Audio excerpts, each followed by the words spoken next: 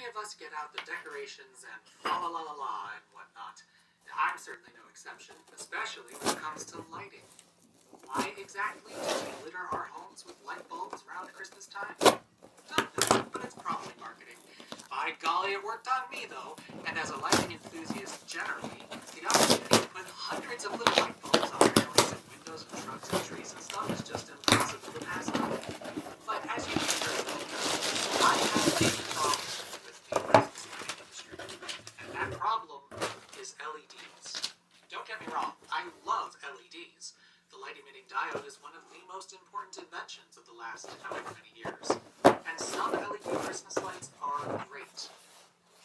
But multicolored LED Christmas lights usually don't. Rather than look festive and cheery and bright, modern LED Christmas light sets usually make it look like a gaming PC exploded on your front lawn.